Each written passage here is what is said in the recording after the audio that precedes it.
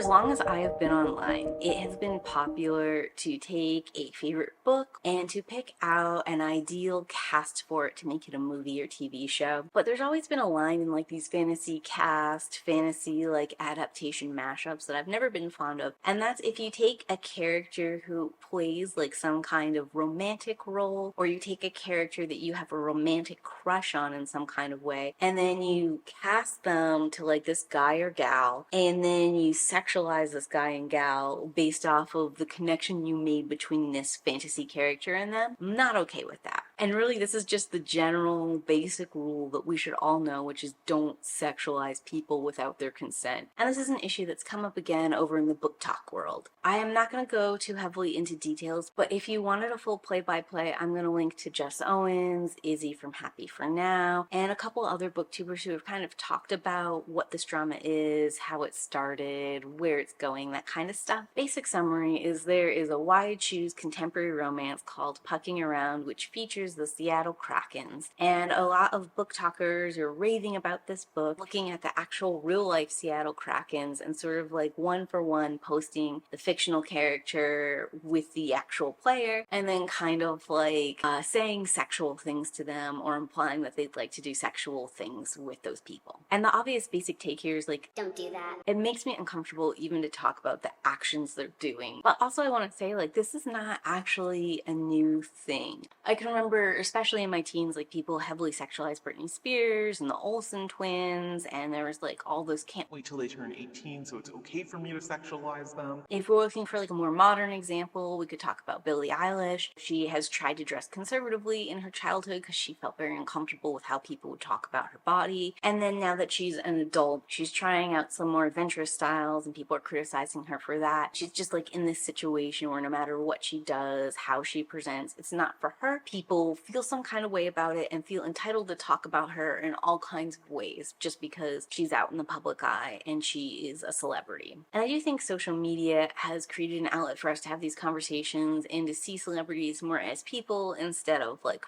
products in a way that maybe we didn't originally see in my youth. In that way specifically, I think that social media has opened up an avenue for us to talk about sexualizing people, how capitalism and marketing actually continues to encourage them and push that narrative, and actually makes people say, dress, do things that make them kind of uncomfortable if it's going to get them more eyes, more views, more dollars, or projects that could lead to dollars, or items they could sell. And all that's kind of gross and makes you like unhappy and sort of like complicates a whole narrative about whether people are doing things because they want to do them or doing things because they have to do them. And I think we can see that a little bit in this situation too. This Pucking Around book was getting massive traction on Book Talk, and then these specific subgenre of book talks that were sexualizing the players blowing up, partially because they're like super outrageous, outgoing, like women loving their thing. And then as social media does, it takes like the most extreme version of whatever's popular and like blows it up out of proportion. And because we are on social media, sometimes people say things they wouldn't say in person, but also we're on social media to have interactions, start conversations and stuff. And we all know clickbaiting, saying something wild, taking something that's popular and taking it to a further extreme or a further push is gonna get more eyes on you and get more response. So like you're incentivized on multiple levels. Of course, the managers of the Seattle Krakens thought that this was great. They probably thought that they were getting like a new demographic of people into hockey, as well as like showcasing maybe diehard female hockey fans, which is like a minority fandom in that atmosphere. So they were sort of like highlighting those, playing off of it, trying to be like fun and flirtatious. And I think a lot of people saw that as like tacit endorsement of sexualizing the players. But really it was just like a marketing team going in on a strategy without like ever really discussing it in detail with the players. Maybe they did, maybe they didn't. I'm not behind the scenes, but usually when you do like a marketing push like that, you've got a social media manager. They see that their brand is blowing up and they go like, how can I get in on this? What can I do to be part of it? and in this case it would be yes-anding. That said, a player's wife came out and said that some of it had gone too far. The other players sort of like backed that up and agreed with it, even though they let her take the lead in approaching the subject, which is when things should have stopped and probably an apology should have been addressed. But instead people more like kind of having this conversation about whether it's okay because it's a man being the object and a woman doing the sexualizing, whether or not there's like any racism in play, like a whole bunch of other stuff. And I kind of just wanted to jump in and talk about it a little bit. First of all, I do think there's sexism at play when we're talking about this Seattle Kraken issue versus like other examples of sexism. You might have noticed that all the other examples I gave, like Britney Spears, Billie Eilish, the Olsen twins, they are all women who have been sexualized. And all these prominent ones I can speak of and say like, hey, look, this is bad, are also all white women. So there's also a racial component here that we should talk about. But if we're talking about the sexist component first, usually women are the people who are being sexualized. And women are sexualized by men, they're sexualized by other women. It's just part of what happens if you're a woman in the world. And sometimes it's personal, like catcalling or someone approaching you or saying something that you don't like, or like making a comment online about a specific individual or a specific outfit. Or sometimes it's impersonal, like you can see advertising using the sexy lady to sell burgers or cars or to advertise the movie. It's just generally an element that we've accepted in society without heavy questioning or pushback, and I think generally speaking we should be talking about it more and not doing this whenever possible. In more recent years we have seen like the sexualization of men, and again this is a scenario where generally speaking it's not the women who are doing the sexualizing. And in fact FD Signifier has a great video where he talks about men and their sexuality, and I'm gonna link to it. But one of the points he makes is that in like these superhero movies we're watching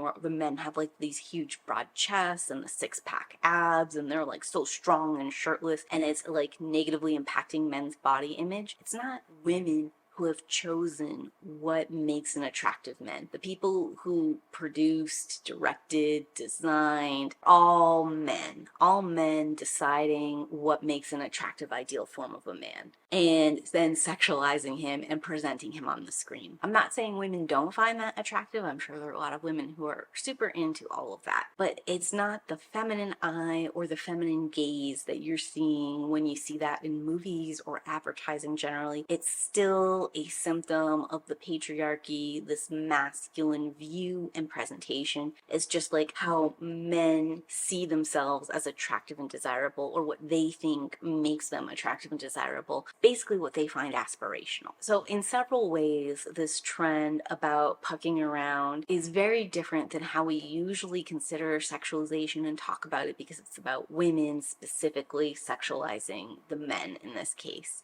We could say that some of the reason there's so much outrage or conversation or pushback in this specific element is because it's not part of the mainstream, like accepted variety and branding of sexualization. So we're allowed to call it out here. And maybe this will satisfy all the people who say that like sexualizing people is wrong, because we called out this one specific instance and it's not going to hurt our bottom line or make us stop doing this in other venues or ways, and we won't have to have a larger conversation because it's just about these crazy women online and they're the problem, right? Not just like the larger industry that sort of invites this. So in that way specifically, when we hear like these individual TikTok creators speaking up saying they're just having a bit of fun, they don't know why they've been singled out, they haven't done anything wrong, they're just doing what everybody else does all the time in society, I have some level of empathy towards them. There is sexualization all around them in their advertising, in their media, in their marketing, and it's 100% okay when the corporation does it. And that's never going to stop. That pipeline is going to continue to spit out and perform content because that's like what capitalism has its claws in. Redirect that anger to something that doesn't affect their bottom line, like these book talkers and this book talking trend. However, that all said, I do think the bottom line is that sexualizing people without their consent is bad. So even though they are getting a lot of flack and criticism that stuff that's doing way worse it's not getting, doesn't mean that they are allowed to do this thing or that they can do this thing consequence free. It does mean that I think a lot of people that are here shouting at these couple book talkers are a little bit hypocritical. If you're not out here analyzing your media diet and the way things are marketed to you,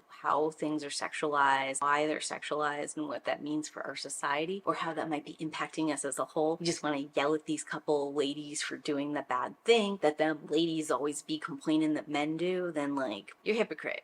and you've kind of missed the point. You should stop being so loud about these individuals, turn this conversation into something that would be larger and have more impact than just like the smallest of niches on Book Talk. And also, it's not lost on me that men didn't feel comfortable speaking out first about their sexualization or maybe their discomfort with what was happening. We needed one of the hockey players' wives to lead the way. And I think this actually goes back to sexism and putting people in a box in the way that like patriarchy and sexism hurts men, because a lot of these men did feel uncomfortable and didn't like what was happening online and wanted it to stop and felt like they couldn't say those things or express those things because they were men or because this wasn't the way they were supposed to feel about these elements. And I do want to talk a little bit about the racism component. I'm not like best qualified to do that, but there are a couple of obvious things that stand out to me that I feel like should be said and acknowledged in the conversation. The first thing is that we have a white woman complaining about the actions of a black woman, and she's not wrong. You shouldn't sexualize people. I did find it interesting that out of all of these TikToks of pucking around with people like screaming at the hockey players and stuff, the person she chose to single out was a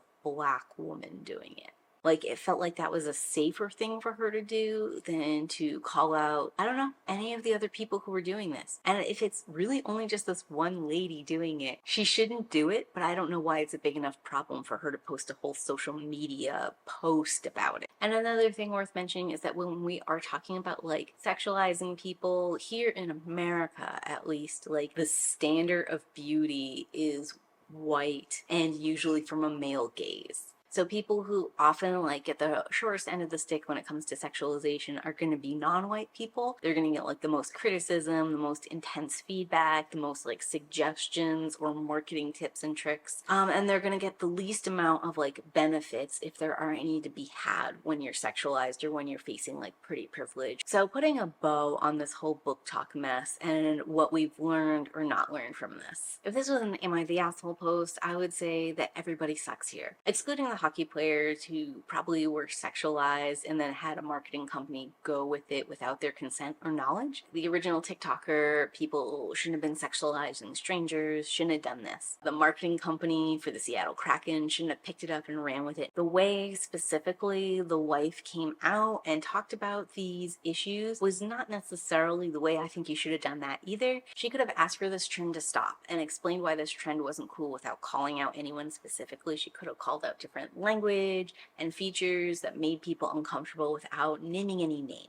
And I think that might have been the most appropriate thing to do. Might have been even better if she had got with the marketing team that had sort of like whipped up this fury and this thing surrounding the Seattle Krakens and like asked them to quit it too. Because then once she came out with this post without any information or conversation on that side of the aisle, these people just like unfriended and stepped away from all these TikToking posts, which must have felt like very jarring for those creators and like probably put them on the defensive to start. So the wife could have handled these issues differently. She could have approached it in a different way. Specifically, she could have left individuals' names out and not called them out the same way she didn't like when her husband was like called out in this way. I don't think the hockey players suck for feeling uncomfortable or whatever, and I don't necessarily think they suck for not wanting to come forward with their feelings or feeling pressure because of the marketing that was around them. Not to say or do anything, but it would have been nice if they could have come together as a team or maybe had some internal talks and like redirected in a different way than this has all gone down. And then takeaways for us as viewers, if you're not involved and you're just watching this drama unfold. Number one, don't sexualize people without their consent, especially not strangers. Number two, if you see something that you're not liking as a trend, and maybe you even have a background to call these things out like this wife in the Seattle Krakens did, go ahead and do so, but try to do so in a way that doesn't name names. Like, you can show examples without crediting the people specifically. And that way you're not creating a situation where that specific individual has to feel singled out and on the defensive. And we can have like a more abstract conversation about the actions we want changed instead of it being about the individuals themselves. And maybe thing number three, if something is making you feel uncomfortable or unhappy or you don't like it, maybe go speak to other people in the area and see if you can figure out a third option on how to change this, because I really do think The Seattle Kraken marketing team played the largest role in how this all unfolded in a negative way publicly, and we could have just pivoted away from it without having as much of a to-do about it as we have now. So that's gonna be my general thoughts on this like book talking, social media kind of issue. This is a little bit different than the usual content that you find here on the channel. So if you enjoy these kind of like thoughts and feelings on an event happening that's book related, can you go ahead and leave a like on this video so I know you want more like this? And let me know in those comments down below. Had you heard about this book talk drama? What are your thoughts on it? And as always, keep reading. Bye!